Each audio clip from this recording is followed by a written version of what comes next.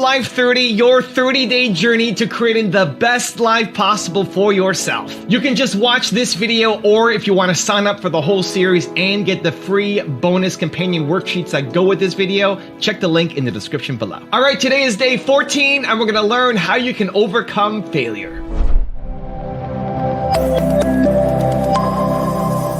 You cannot invent and pioneer if you cannot accept failure. To invent, you need to experiment. And if you know in advance that it's going to work, it is not an experiment. And so that's a very important thing. They are inseparable twins, failure and invention. And so you have to be willing to do that. And it's embarrassing to fail. It's always embarrassing to fail. But you have to say, no, that's not how this works. If I said to you, you have a 10% chance with a particular decision, a 10% chance of a 100x return, you should take that bet every time. But you're still going to be wrong 9 out of 10 times. And it's going to feel bad 9 out of 10 times.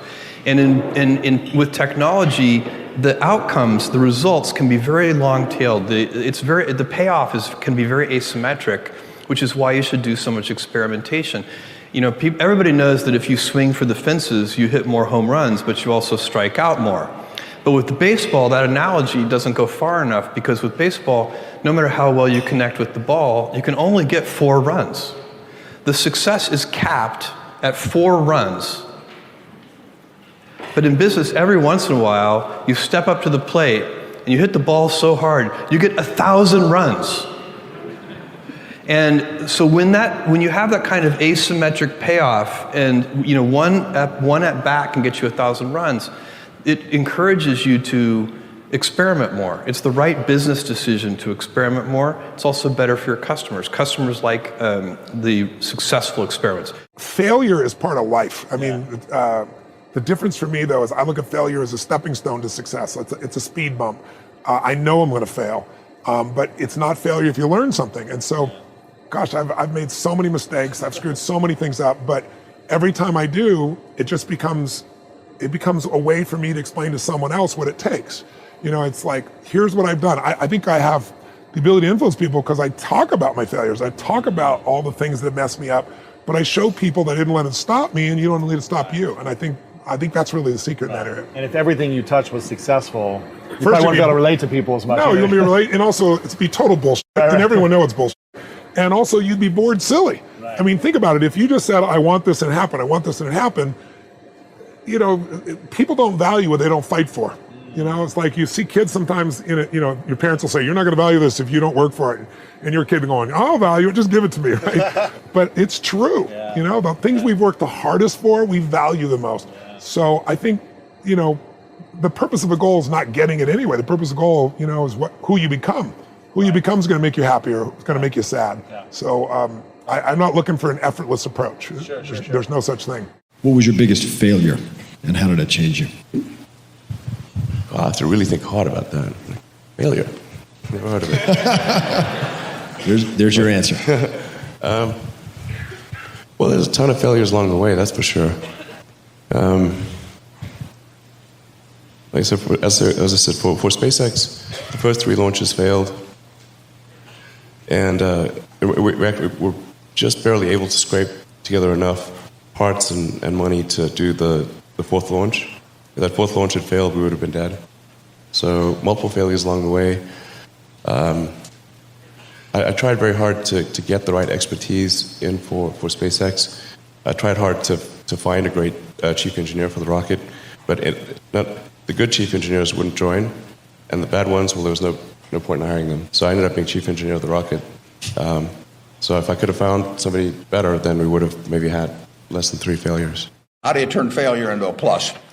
And it's true. When I was at the University of Nebraska, one day I was reading the Daily Nebraskan, and it said in room 300 or something, at 3 o'clock there will be this panel of 3 professors here at the university, and they're going to award the Nathan Gold Scholarship. I don't know whether do you still have that around? And at the time, it said it would give you $500 to go to the graduate school of your choice. I don't know whether it's changed in amount, but But that was it. So I read this, and I went there to this room at 3 o'clock that day, or whatever it was, and I walked in the room, and there were the professors, and I was the only student that showed up. I mean, it really got to them. I mean, they were stuck. They kept waiting and looking at their watch and hoping there'd be more candidates, but no one came in. So I won $500 by default. And those are usually my biggest triumphs when nobody else shows up. And so here I was. I had $500 to go toward it wasn't limited as any graduate school for a master's degree. So I applied to Harvard. My dad wanted me to. And I shortly heard from Harvard, and they said, go to Chicago and meet this fellow who interviews applicants from the Midwest. So I got on the train, and that's what you did in those days, and I spent about 10 hours on the Burlington going to Chicago. Then I transferred to another little interurban train to go up to this country day school where this fellow was the headmaster, and he was the big interviewer for Harvard. And I got there, and after about 10 minutes, he said, better think about something else. He come back later on. I was 19 at the time, and I looked about 12, and I acted about 8. So it was not a great combination. So he said, forget it. So I took the little interurban train back to Chicago, and I took the 10-hour train back to Omaha. And all the time I think, what do I tell my parents? It's kind of embarrassing. But it was the luckiest thing that ever happened to me. Because if I'd gone to Harvard, I would have gone to a 2-year business school. I instead applied to Columbia, where I could graduate in 1 year and get a master's degree. Luckily, that by the accident of it and being in the Nebraska National Guard, which did not get called up for the Korean War, I missed going in the Korean War. I got to meet Ben Graham, which had an enormous effect on me subsequently.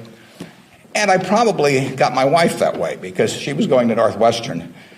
And I was able to put on sort of a full court press because I got out in 1 year.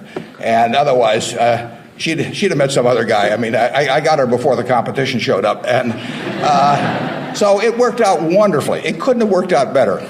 And that's been my life, basically. I mean, things, you will get some disappointments, but the future is what counts. It'd be fun if I knew every decision I was going to make was going to be perfect. It would not be as much fun. It'd be like playing golf and knowing you're going to hit a hole-in-one on every hole. You wouldn't play golf if every time you got on a tee, you just took a swing and the ball ended up in the hole. It'd be fun for a few days. You get on TV, but the game would not be any fun. So it's failure, and I wouldn't even consider them failures, but they're mistakes or whatever you want to call them. They're part of the game, and in the end, you go on, and we've made plenty of mistakes in business. We'll make plenty more, and the Babe Ruth, and for a long time, it subsequently got eclipsed by a few fellows, but he held the record for strikeouts. So they held the record for home runs and was the highest paid baseball player until the modern era came along. So it's part of the game. If you take big swings, you're going to miss sometimes. Most people who are failing are trying their ass off. Yep. Most people who are failing are being criticized by people who haven't attempted what you're even trying to fail at. So what I'm failing at, so after I did 2,500 pull-ups my first time going for the record. Yep. You know how many people were criticizing me? People sitting there eating chips on the couch. Can't even do a pull-up. Exactly. Look at your audience who's criticizing you, first of all. Yep. They're not even in your world. Yes. You don't even talk to me. Yep. Block them out. That's the first thing. Yep. The second thing is through failure, you get all the answers. You get all the lessons. All of them. Yes. They're all there. Yes. So I was able to go back through and say, okay, this happened, this was wrong, this was wrong, this is wrong. So I don't even look at failure I don't even call it failure. Yeah. I don't, because I don't look at it like, oh my God, I failed. No, I look at, okay, like trying to invent the light bulb. I'm afraid to know what's failure. I'm trying to invent a light bulb. Yeah. I'm trying to break 4,020 pull-ups. Mm-hmm. That's failure? Yeah. Anything you do along that way is amazing. Growing up, my dad used to encourage my brother and me to fail. So at the dinner table, he would actually ask us, what did you fail at this week? And if we didn't have something to tell him, he would actually be disappointed. And I can remember coming home from school and being like, Dad, I tried out for this and I was horrible. And he'd be like, way to go, and high-five me. And it was such a gift what he was doing. I didn't realize it at the time, but he was redefining failure for me. And so failure became not about the outcome, but about not trying. And so, the fear of failure, as we all know as entrepreneurs, is one of the greatest fears in life. It's one of the things that stops us in our tracks and keeps us from trying something. And so I incorporate that in my philosophy at Spanx. We celebrate failures, we talk about them, we have oops meetings where I'll announce the oops that I have, and sometimes we have fun with it. We'll even attach theme songs to our oops and we'll play them in front of the whole company. But I think it's just so important to try to get the people that you work with to take risks and to be entrepreneurial and not live in a place of, I want to protect my job and feel like I'm not safe if I make mistakes. Tell us about failure and why it's important to fail. I love it. Yeah, because you mentioned you love it. I love it. I like micro failure. I hate macro failure. Like, death of your business is bad. But to me, you know what's funny? I'll use a boxing analogy. My favorite boxing, I watch a lot of boxing. I think boxing's a very interesting, and I'm super into mixed martial arts, but I grew up on boxing. I understand it better. And I like watching it because there's so many things that happen in boxing. First of all, what I love about boxing is there's nowhere to hide. It's super interesting, right? There's nowhere to hide. Number two, there's a scenario in boxing that I love the most. For some reason, there's nothing more interesting to me than watching somebody get knocked down in the first round and then go on to win the fight easily. It's an interesting psyche, right? And I like that, and this is what I'm thinking about it, which is like, here's what's bad in boxing and in business. Going into a fight, getting knocked the fuck out in the first round and losing the match. Bad. Getting knocked down and then having the adversity to readjust to what you got caught on and navigating it to easily win a fight is remarkable. That's how I think about entrepreneurship. The reason so many people struggle with entrepreneurship is you have micro failures almost daily. And they're very in your face. You can't hide. And I like that. I like failure because I think I deserve it. I hate when people don't respect the game. When I fail, it means I f***ed up. And I like that because I think people get audacious. My number one thing that I hate about capitalism is that people use it and they love it and they're big capitalists and they love open market and competition and all that. And then they become 73 and they try to use all their money to protect their money. They're not willing to let a young lion eat them the way they ate somebody else. I hate when they try to manipulate it. That's what I love about sports. What I love about sports is when you're 36 and you were once the best player in the league, but now you're getting a little bit older and your body breaks down, you are forced to retire. The one thing that entrepreneurship and capitalism has to adjust to is once you get old and you're tired and you want to be on a yacht instead of working your shit, you should lose some money because you're losing. When you think about your risk tolerance for failure, how far are you willing to fail? Well, I mean, unfortunately and fortunately, I failed quite a bit. Yeah. But I understand that's actually part of the process of succeeding. I'm not one that really believe in failure. I believe you have setbacks. And, you have to learn from those. You have to learn what are those landmines that can be avoided the next time. What are those pitfalls? And you have to learn from that stuff. And so you're not welcome those things. It's a part of life. But are you prepared to really fail at something totally new? Like, what if you're just a shitty VC? Then I'm a shitty VC, yeah. And then I work at it, and then I'm not a shitty VC the next year, or, whenever it happens. Yeah. Listen, my first year in the league on national TV, 18 years old, I shot 5 straight air balls in the playoffs in front of millions of people. Yeah. I think my tolerance is pretty high. Yeah. I think I'm all right. With respect to failure, it's terrible, but necessary. If you are going to try something hard, if you're putting yourself out there in some way, there are going to be times where you screw up or you don't succeed. Or there are times where you do everything right and you still don't succeed. But that's not just true of politics or running a non-for-profit. That's true. Some of you talked about being entrepreneurial. If you're starting a clothing line, that's a cutthroat business. I'm sure I have every confidence, Ayanna, that you're going to succeed at some point, but you'll go through some failures. And I think that the most important thing, and this is a little bit of a cliche, but sometimes cliches are true, is to learn from those failures and to have a sense of resilience and be able to examine what is it that I did not succeed at, why didn't I succeed, and what do I need to do better. If you're focused on giving of yourself to accomplish something, then even when you fail at a particular objective, you're still succeeding in learning about how you can accomplish those goals. You think about fear of failure, what it really is an illusion. It doesn't exist. Because even if you fail at something, you still learn something from it. Right? No one could take that experience away from you. So a lot of that is this mental bullshit that we have, that we are so afraid, I don't know, what if it doesn't work, right? That's not a very empowering question, right? What if I don't know, how would people think of me, right? What if I lose money, right? What if my business doesn't take off? Like a lot of what ifs, and the reality is most of those things don't actually happen. It's this programming, this belief that we have, that we don't believe that it's gonna work. And guess what? If you don't believe it's gonna work, what happens? It doesn't work. I think there's like a thin film of terror wrapped around us. And so if it's not, I'm not safe enough, or I'm not secure enough, I'm not liked enough, I'm not promoted enough, I'm not loved enough. I don't have enough. I don't have enough. I am not enough. At the very bottom, yeah, I'm not enough. Yeah. Whoa, that's big, big, big, big, big, big. Somebody ring some bells. We need some bells to ring on this show. But that's good. That's it. And so guess what the number one casualty is of a scarcity culture? What? Vulnerability. We shut down. We shut down.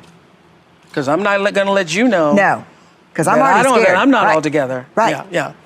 And the thing is that people are like, oh, well, we lose a little vulnerability. But vulnerability is not just about fear and grief and disappointment. It's the birthplace of everything we're hungry for. Creativity. Joy, creativity, faith, love. Innovation and all of that, yes. And the whole thing is there is no innovation and creativity without failure. Period. So you got to be open enough to take the risk to fail.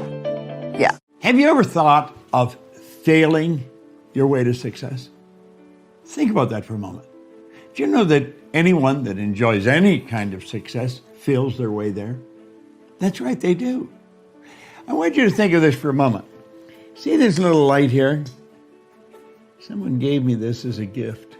This is a replica of the light that Edison built. And you know, he spent a long time before he got this thing to glow. He really did. And he started off because he had an image of it in his mind. That every time he tried, he failed. And he failed 3,000 times, it's been said. Now, I've never really talked to Edison, so I don't know if that's accurate, but I have an idea it is. 3,000 failures. Now, a reporter asked him one time how he felt about failing 3,000 times. He said, I didn't fail 3,000 times. He's there with 3,000 steps to get to where I'm going. You know, if I were to tell you all the sad stories about it's got me to where I am, I would really spoil your week. And there's been some real sad stories. I think it might even make me cry again. But I've had so many failures that I wouldn't even want to guess at it. I've blown everything I had 3 different times. I never let it bother me much. And you know, I have found that every time I failed, I moved closer to the goal. You see, if you knew how to do it now, you'd be going sideways. When you're going after a goal, you're going ahead. And because you're going where you've never been, you're going to make mistakes. You don't know it all. You have perfection within you, and the objective of life is to bring that perfection to the surface. That's exactly what this guy did. Well, you're going to make a lot of mistakes bringing that to the surface. Those mistakes are steps to where you're going. I often tell salespeople that are afraid to make a call just to get out there and make a call. And their objective isn't to sell. Their objective is just make the call. If you make the call and you're afraid and you do it, you're successful. You've accomplished what you want to do. You made a call. And after you get comfortable making those calls, then you can start to polish up your presentation. And odds are pretty good you'll start making sales. And if you keep polishing up your presentation and working at getting better, you're going to master a thing called selling. But if you think that you're going to enjoy great success and it's just one win after another, you're kidding yourself. It just doesn't happen. I don't even know anyone that's pulled that kind of a deal off. If they did, they were cheating or lying. Deciding to make that iPod movie, which was really stupid and not a great movie, that was one of these defining moments. And when that guy, his name's Tom Scott, he's a brilliant entrepreneur, when he turned to me and said, is there something bigger you want to do? That was one of those moments. And what we pitched him was this. It was like, hey, why don't you just bankroll us, cover all of our expenses for a year, and let us make a bunch of little movies? Is that not the dream right there? But he seemed amenable. I mean, this is a guy who was offering us a huge opportunity after we had done nothing but delivered on something that was nothing like what he hired us for. So it was like, maybe he'll want to take a chance. And he said, sure, let's do it. By the way, him bankrolling us for a year was very, very little amount of money. It was literally just enough so we wouldn't have to worry about rent. We're not talking about millions of dollars here. It was something small. And what we did then was all we knew how to do, which was make these tiny little movies. And this is 2007. But now in 2018, I would describe them as essentially YouTube movies. Like, that's what we were doing, but we didn't know what they were. It was just the only thing we knew how to do. So we made these little videos, and he would come once a month and check on us just to make sure we weren't completely blowing off this huge deal that we made with him. And he loved the content. And about 6 months in, he walked into our office with this like very smart, big deal movie producer. And it was like nerve-wracking. Her name is Christine Vachon, by the way. She's an Oscar award-winning producer. She's an incredible, just like brilliant mind in the world. And she watched the content. And I remember she like didn't say anything, which is like the worst thing somebody can do. You know, if somebody's like, oh, this sucks, you're like, maybe I'll try harder. And if somebody's like, this is great, you're like, yeah, high five, like that. But if someone says nothing is the scariest thing. And she said nothing. And then when it was over, she turned and looked at us and she goes, I think that was very good. But wait, let's just break. She didn't say, I think that was very good. She said, I think that was very good. Like she wasn't, it was more like, what the hell did I just watch? And she came back to us and she gave us this piece of advice. She was like, take all of those little movies and figure out how to put them together in a consumable way. Like, make it so you can actually watch them. And we're like, okay. So that's exactly what we did. We took all these little pieces of a movie. We made them 20 minutes long. We put an intro at the beginning and we put credits at the end. And then we were like, this is now a TV show. You laugh, and so did every single TV network we brought it to. I remember one network was like, if you don't find anywhere else to put it, we'll put it on our website. And that was like the most painful thing to hear. It was like, ugh, defeat. But that woman, Christine Vachon, she showed it to HBO. And I remember her calling and we were like, hey, how'd the meeting go?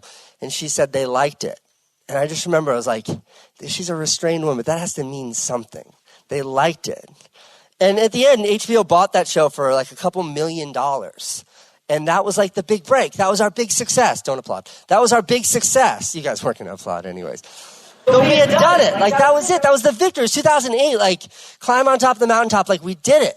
And then nothing happened. Like, they sat on the show for 2 years. And when it finally aired 2 years later, they played it on a Friday night at midnight. Can you imagine what this audience size would be like if my videos were only watchable at midnight on Friday nights? It'd be me and that guy with the phone. That's it. just the two of us. And it was a failure. Like, it got cool reviews. People were like, this is an interesting concept. No one watched it. And that was crushing. That was heartbreaking. And it was in the ashes of that I was like, I'm just going to do this on YouTube. I'm just going to do this on YouTube. And I think the ultimate irony is that if you go back and you watch my HBO series, you'll see it feels and looks exactly like the content that I now call a vlog, the content that does 2 million views a day, every single day. It's the same thing. So often, you don't move forward because you're keeping such score from what didn't work in the past. You are holding yourself hostage to 1997 to 2005. You're holding yourself hostage in love to that past relationship that didn't work, or you're holding yourself in hostage in business to the money that you may have thought you wasted or the deal that went bad. And so one of the ways that I give myself permission on two levels. Permission to have lived a life that has some beautiful experiences and some really tangy lessons. I mean, they're spicy, they hurt, they're painful. When I give myself permission to have had that, I also give myself permission to keep leaping. Give myself permission to keep dreaming. Give myself permission to keep learning how to get it right, learning how to love the unlovable, forgive what seems to be the unforgivable, to leap again. Even while I still have a bandage on my chin from the last time I fell, I still get to leap. So I want to invite you. If you fall, fall. Catch your breath. Put a bandage on it. Whether you fail financially, you fail physically with health and wellness, you fail spiritually, you fail emotionally, you failed in a relationship, okay. A part of flying is understanding what the distinction between flying and falling. And the only way you understand the distinction is that you experience full life. When you experience full life, it's like this. Life isn't just flat line. It's not just like this. You make your heights feel better because you understand this was a failure. And what I mean by a failure is this taught me a lesson. This stung. Every single failure has a lesson in it. To me, a failure is a lesson wrapped in some sticky, icky paper that stung, that hurt. And so give yourself permission. Give yourself permission to play big, to be nervous, to fall down, to sit down for a minute. Just don't take up real estate in the sitting down. Don't take up real estate in the analyzing. Don't take up real estate in the preparation. You've been getting prepared for a long time for something.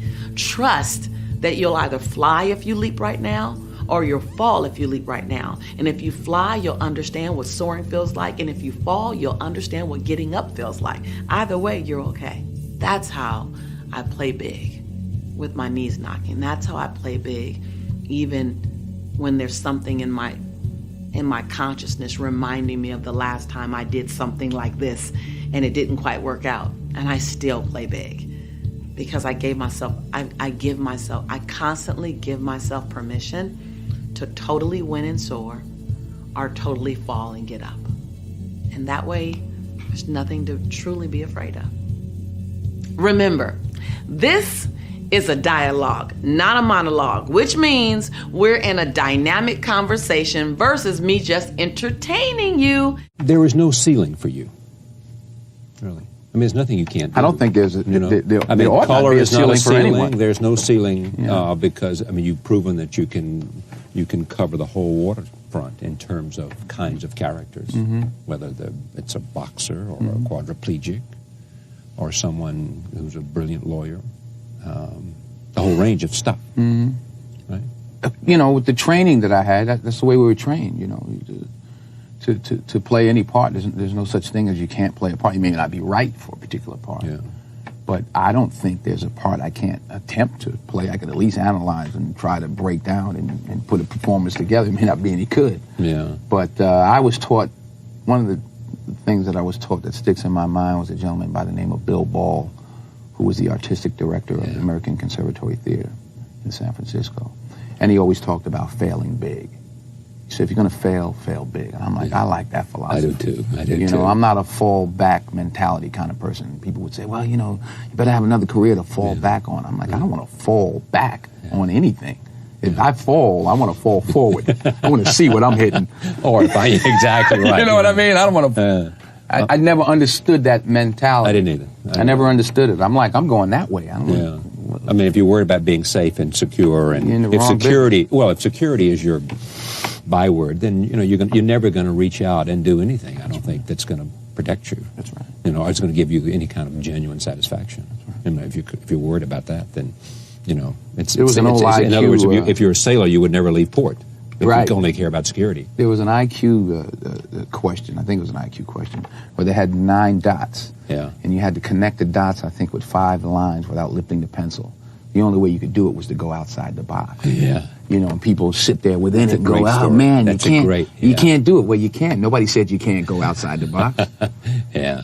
In the middle of 2009, he was the software engineer that no one wanted to hire. He had 12 years of experience at Yahoo, but he was rejected by Facebook and then rejected by Twitter. He'd been to a great university. He had a great CV.